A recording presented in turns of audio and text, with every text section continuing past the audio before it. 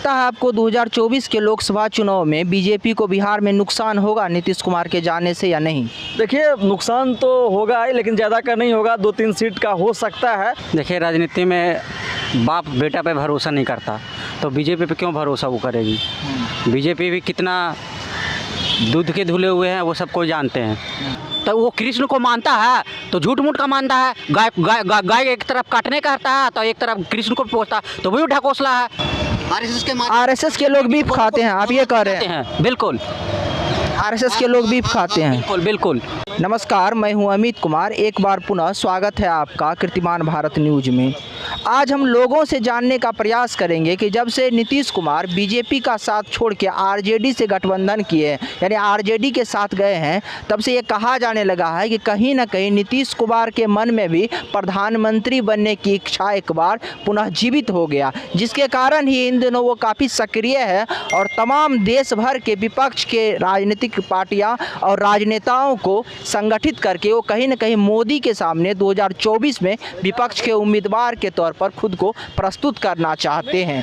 तो यही आज हम बिहार के लोगों से पूछेंगे, क्या वो 2024 में नीतीश कुमार को मोदी के सामने विपक्ष के नेता के तौर पर या प्रधानमंत्री चेहरा के तौर पर देखना पसंद करेंगे या नहीं। उनके गृह क्षेत्र बिहार में लोगों का क्या ओपिनियन है नीतीश कुमार के बारे में, क्या वो नीतीश कुमार को प्रधानमंत्री के रूप में देखना चाहते हैं या नहीं, या वो मोदी को ही पसंद करते हैं। क्या नाम है आपका? जी, मेरा नाम चंदन झा हुआ।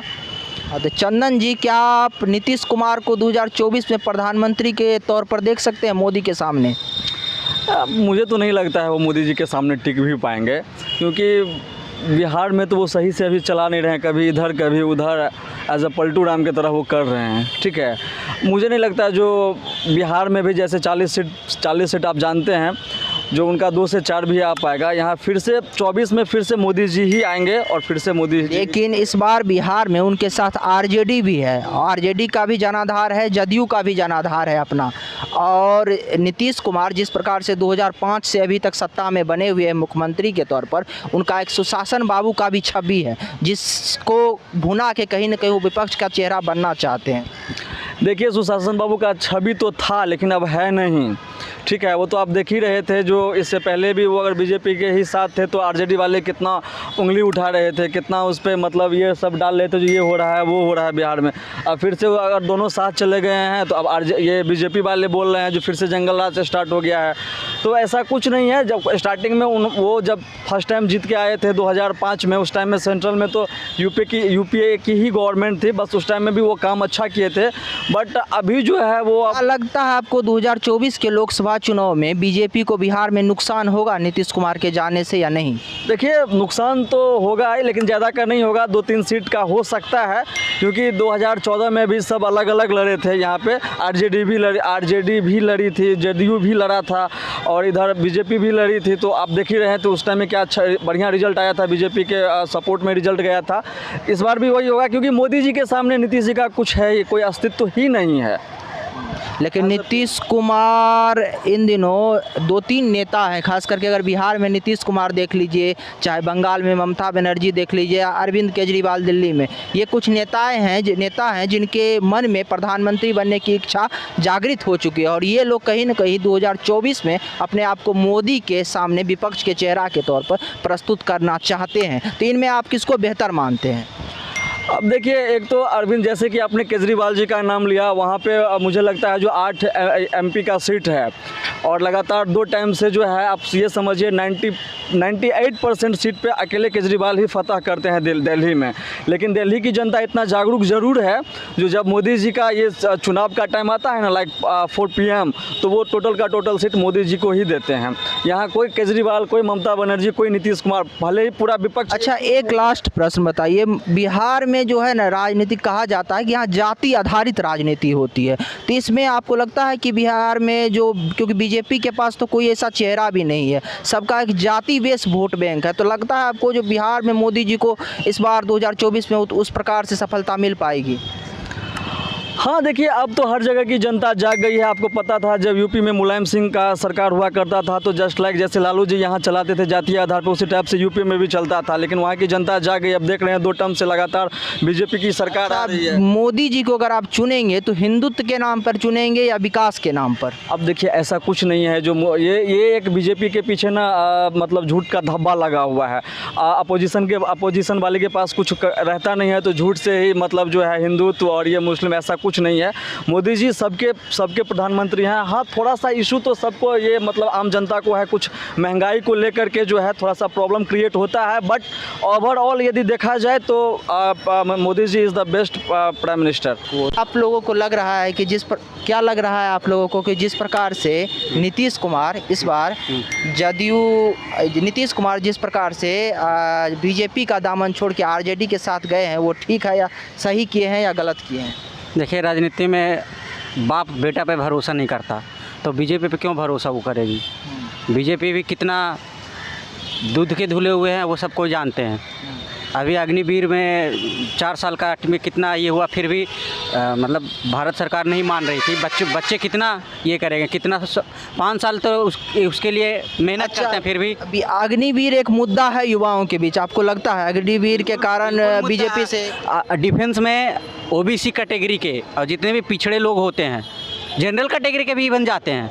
बहुत सारे लोग, मेरे बहुत सारे दोस्त हैं, ब्राह्मण से लेकर भूमियार से लेकर राजपूत तक बहुत सारे दोस्त हैं कांटेक्ट में, जो बोल रहे भाई हम तो कहीं के न रहें। लेकिन बीजेपी तो हिंदुत्व की बातें करती है ना, वो तो कहती है कि हम हिंदू को साथ लेके चल। हिंदुत्व की बातें करती है वो, जो हिंदुत्व रहेगा, जो अगर वो जो कहता है ना कि गाय हमारी माता है, अगर वो हिंदुत्व की बातें करता तो बोलता है कि वो बैन कर देता सीधे तौर पर, गाय न रहेगा बाँस न बजेगी बाँसुरी। आपको लगता है कि जो गौ हत्याएं हो रही है, गौ का जो वो हो रही है, अगर वो सरकार होती है उसमें दम होता तो गाय सीधे बंद कर देता कि गाय 4 पैर वाले वजनदार जीव सीधे बैन कर दिया जाए। बीजेपी नेताओं का तो कहना है कि ये हम करवाना चाहते हैं लेकिन विपक्ष के नेता हमारा साथ नहीं देते। क्या बीजेपी के लोग कहते हैं कि गौ हत्या हम बैन इस पे लगाना चाहते हैं, कानून लाना चाहते हैं, लेकिन जो विपक्ष के नेता हैं वो साथ नहीं देते। जब विपक्ष में भी खोट है तो वो कृष्ण को मानता है तो झूठ मूठ का मानता है। गाय एक तरफ काटने का करता है तो एक तरफ कृष्ण को पहुँचता तो वही ढकोसला है। अच्छा, आपको लगता है कि गौ हत्या पे प्रतिबंध लगना चाहिए? जीव हत्या पाप है। पशु पक्षी भी, यहाँ तक पेड़ पौधे में जीने मरने का एहसास होता है, उसे काटते हैं तो वो भी कंपन करती है। अच्छा, प्रधानमंत्री के तौर पर तो मोदी बहुत अच्छा काम किए हैं, विकास भी किए हैं और हिंदुत्व को संगठित भी किए। पहले हिंदू जातियों में बटी हुई थी, अब वो हिंदू संगठित हुए हैं। नहीं, संगठित नहीं हुए, वो मूर्ख बने हैं। दरअसल उनको जितना भी भाजपा और आरएसएस के जितने भी संपर्क है सीधे, उनके जो बुच्चा खाने होता है जहाँ पे गौ हत्या होती है, कटती है, सीधे मालिकों का संबंध सीधे होता है। मैं मुंह पे गिना दूंगा आरएसएस के जो अपने मुस्लिमों से शादी करते हैं वो बीफ खाते हैं। आरएसएस के लोग बीफ खाते हैं, आप ये कह रहे हैं? बिल्कुल, आरएसएस के लोग बीफ खाते हैं। बिल्कुल। अच्छा, 2024 में मोदी जी के सामने नीतीश कुमार को आप प्रधानमंत्री के चेहरा के रूप में देखना चाहेंगे? देखिए, मैं उतना बड़ा राजनीतिज्ञ तो नहीं हूँ कि मैं उनके बारे में कुछ बोल सकूं, लेकिन वो अब काम करने के लिए कुछ पहले से सोए हुए थे। पिछले कई दशकों से सोए हुए थे। अब उनको सृजन घोटाला का जब ये चलने लगा तब उनको लगा कि मैं कहीं का ना रहूँगा, तब उनको विकास की अंतरात्मा दौड़ रही है। जो पहले वही जो आदमी कहते थे डीएनए में खोट है, मोदी को क्या बोले थे डीएनए में, यानी कि नाजायज औलाद बोला जा रहा है मोदी को, तो समझ रहे हैं कितना बड़ा गाली दे रहे थे। टाइम हो गया। तो आपको लगता है कि बिहार में मोदी का 2024 में कोई ये नहीं है, अस्तित्व नहीं है? वो जनता बताएगी, वोट से बताएगी, मैं क्यों बोल दूँ। अच्छा, ठीक है। जैसा कि आप लोग देख रहे हैं कि कुछ लोगों का कहना है कि नीतीश कुमार जिस प्रकार से बीजेपी के साथ छोड़ के, बीजेपी का दामन छोड़ के आरजेडी के साथ नाता जोड़े, वो सही नहीं किए। हालांकि कुछ लोगों का कहना है कि बीजेपी भी कोई दूध की धुली हुई पार्टी नहीं है। उन पर भी कई आरोप लोग लगा रहे हैं और कह रहे हैं कि सभी राजनीतिक पार्टियां एक जैसे हैं और खास करके युवा वर्ग में जो एक आक्रोश इसको लेकर भी है, जिस प्रकार से अग्निवीर योजना में का जो समय सीमा था वो 4 वर्ष किया गया, इसको लेकर भी युवा वर्ग में आक्रोश है। इसके साथ साथ कुछ लोगों का कहना है कि नीतीश कुमार मोदी के सामने टक्कर में 2024 में प्रधानमंत्री के तौर पर नहीं आ सकते, नीतीश कुमार की कोई वजूद नहीं है मोदी के सामने। हालांकि कुछ लोग ये कहने से बच रहे हैं कि 2024 में क्या होगा वो तो भविष्य का बात है और भविष्य में ही पता चलेगा कि 2024 में क्या होगा। हालांकि बिहार के लोगों का ओपिनियन इस मुद्दे पे 2024 के मुद्दे पे काफ़ी अहमियत है, क्योंकि 2024 में ये तय होगा कि बिहार से नीतीश कुमार कि कितना सीटें मिलती है। अगर वो विपक्ष के चेहरा के रूप में देश के प्रधानमंत्री के तौर पर प्रस्तुत होते हैं तो बिहार में जो उनको सीटें मिलेगी, कम से कम बिहार में 40 और यूपी में जो 80 सीटें हैं, ये किसी भी राजनीतिक दल को सत्ता तक पहुंचाने में बहुत बड़ी भूमिका निभाती है। इसीलिए बिहार में अगर नीतीश कुमार के साथ लोग रहेंगे तो कहीं ना कहीं वो देश में विपक्ष के चेहरा के तौर पर प्रधानमंत्री के रूप में प्रस्तुत हो सकते हैं। हालाँकि मोदी के लिए भी एक सुनहरा अवसर है, जैसा कि यहाँ पे लोग कह रहे हैं कि गौ हत्या पे प्रतिबंध लगना चाहिए, गौ हत्या पे कानून बनना चाहिए, लेकिन सरकार अभी तक कानून लेकर क्यों नहीं आई। लोगों में तरह तरह के आक्रोश है। लोग कह रहे हैं कि बीजेपी और मोदी केवल हिंदुत्व की बातें करते हैं, लेकिन हिंदुत्व के लिए वो कोई काम नहीं किए। जैसा कि आपने अभी एक युवा को सुना था, उन्होंने कहा कि हाँ, गौ हत्या पे कानून बनना चाहिए, गौ हत्या पे प्रतिबंध लगना चाहिए, क्यों नहीं लगा अभी तक। आगे की जानकारी के लिए यूं ही देखते रहिए कीर्तिमान भारत न्यूज़। अगर अभी तक आपने हमारे चैनल को सब्सक्राइब नहीं किया है तो कर लीजिए और बेल आइकन को दबा के ऑल को सेलेक्ट कर लीजिए, और अगर फेसबुक पर आप हमें देख रहे हैं तो फॉलो कर लीजिए। धन्यवाद।